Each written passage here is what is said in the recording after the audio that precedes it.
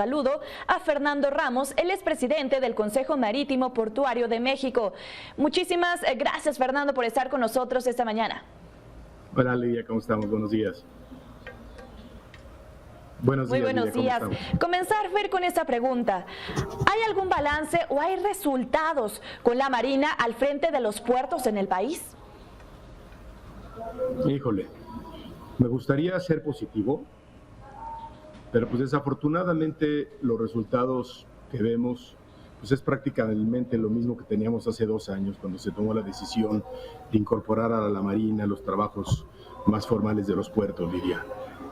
Los puertos mexicanos, como todos ustedes saben, son muy importantes para el desarrollo económico del país y no podemos generalizar tampoco, no podemos meterlos a todos en la misma canasta, porque no es lo mismo Altamira o Veracruz que Tuxpan, Lázaro Cárdenas, Mazatlán o Manzanillo o Ensenada, que son los principales puertos de altura, ¿no? Sin embargo, pues lo que sí te podría decir es que los puertos que normalmente operaban sin problema lo siguen haciendo. Sí, en todos vemos algún tipo de trabas administrativas porque pues tenemos a la Marina por un lado, pero tenemos aduanas por el otro. Curiosamente, todos los administradores de las aduanas marítimas son personal de la Marina, almirantes, contraalmirantes, vicealmirantes, algunos en retiro, otros en la práctica. Pero la verdad es que no vemos una diferencia sustantiva en cuanto a mejoras en el manejo de los puertos y sí tenemos un problema muy grave, yo diría, en Manzanillo.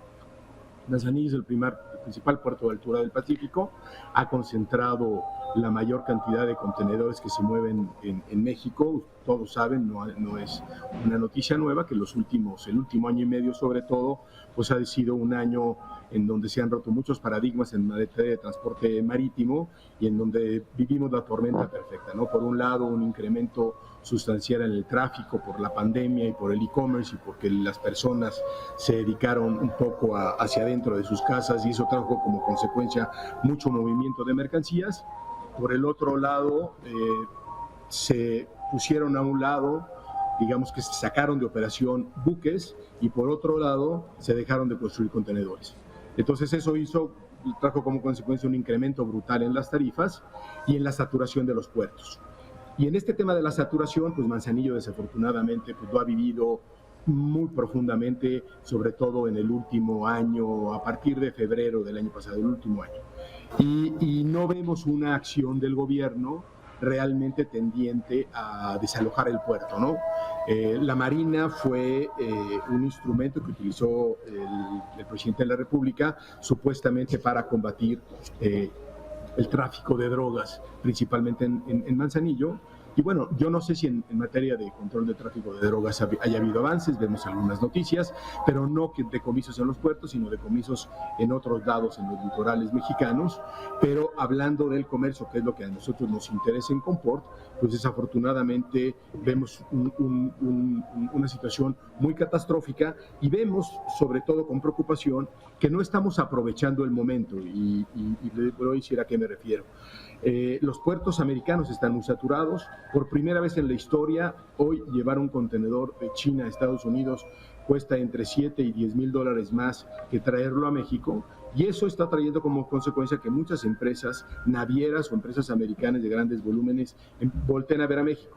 Y México no está haciendo lo que tendría que hacer para soportar ese crecimiento y para recibir barcos que pudieran enviar por tren mercancías a los Estados Unidos, y eso obviamente pues para efectos de la economía del país pues sería muy provechoso. No estamos viendo eso y seguimos viendo desafortunadamente un problema de situación muy importante en Manzanillo. Y por otro lado vemos en Lázaro Cárdenas, que sería digamos la contraparte de Manzanillo en el Pacífico, un puerto perfectamente dotado de infraestructura, pero que con las malas noticias que han habido en los últimos años, sobre todo respecto al bloqueo y respecto a al incremento en la delincuencia en el estado de Michoacán, pues es un puerto que viene en caída en la recepción de contenedores. Entonces, por un lado vemos una saturación en un puerto que no tiene para dónde crecer, bueno, sí tiene para dónde crecer, pero no se han hecho los esfuerzos para crecer hacia donde tiene que ir, y por otro lado vemos un puerto como el de Lázaro Cárdenas que cada vez está recibiendo menos carga.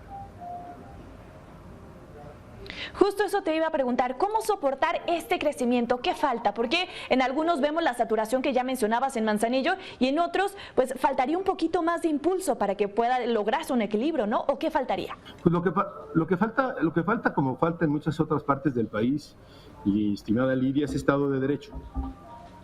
El gobernador de Michoacán, y particularmente le hago un llamado a él, debería de hacer lo posible para garantizarle a los usuarios del puerto que no va a volver a haber un solo bloqueo en las vías de los trenes.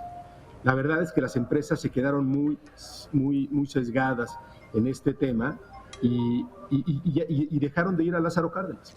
Había empresas que hasta hace 2, 3 años el 75, 80% de su carga se la llevaba a Lázaro y empezaron a mandar más carga a Manzanillo, y hoy te puedo decir que tenemos clientes que decidieron ya no mover carga por Lázaro Cárdenas.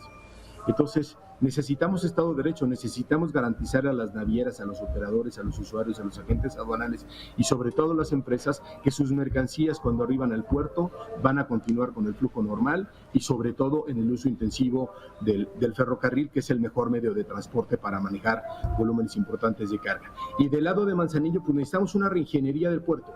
Necesitamos que todos los actores, pero principalmente los directores de la API, junto con aduanas, junto con la Secretaría de Comunicaciones y Transportes, el ferrocarril, se decida una manera diferente, se diseñe una manera diferente de operar el puerto. Tenemos un puerto, los invito a que vayan cualquier día a partir de las 6 de la tarde, hagan de cuenta que estamos en la carretera de Querétaro a México un viernes a las 6 de la tarde.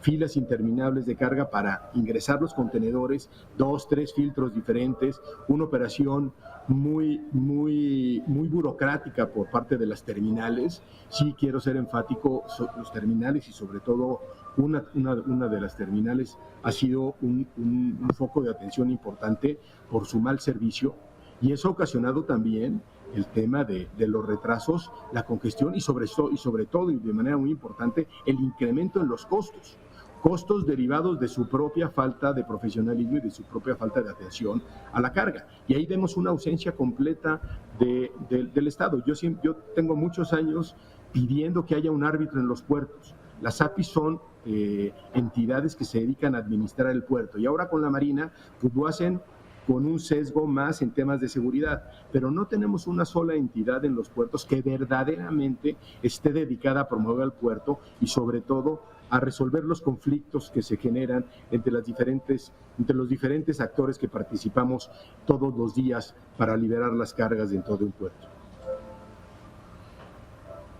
Ante esta situación, Fer, ¿cuál es el panorama que tú prevés? Ya veíamos, o hablabas más bien de los costos, de las trabas, de esos temas burocráticos. ¿Cuál es el panorama que tú prevés para los próximos meses?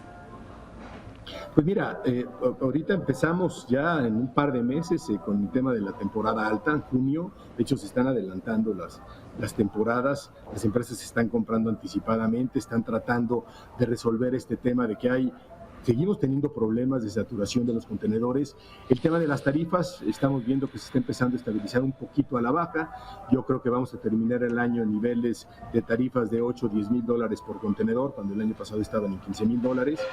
Pero no sabemos, estamos viviendo una etapa de muchísima incertidumbre en el negocio marítimo. Y repito, necesitaríamos autoridades que estuvieran más enfocadas a ver cómo resolvemos positivamente este gran flujo, que para México sería maravilloso el poder atraer más carga, ¿no? Sin embargo, en el estado actual de los puertos, pues sí se va a traer porque las empresas necesitan mercancías, insumos para la fabricación, venta directa. Sin embargo, con esta saturación, pues yo lo que preveo este año pues es que vamos a seguir con el mismo nivel de congestionamiento, de saturación y de incremento en los costos. La verdad es que no veo por dónde pueda ir un cambio.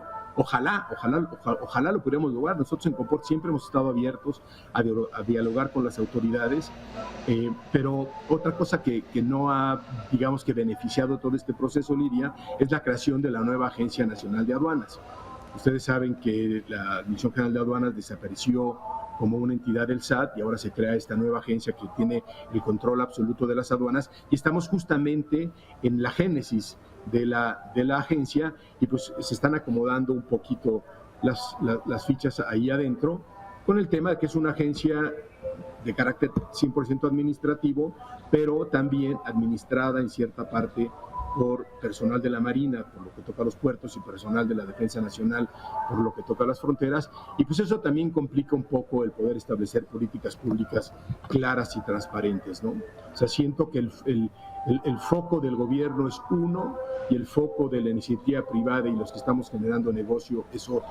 Ojalá encontremos factores de convergencia para poder caminar hacia una solución. Claro, y por supuesto estaremos muy al pendiente. Muchísimas gracias, Fernando Ramos, presidente del Consejo Marítimo Portuario de México. Estoy segura vamos a seguir abonando y hablando sobre este tema. El día que ustedes quieran, Lidia, con mucho gusto. Siempre es un placer estar contigo.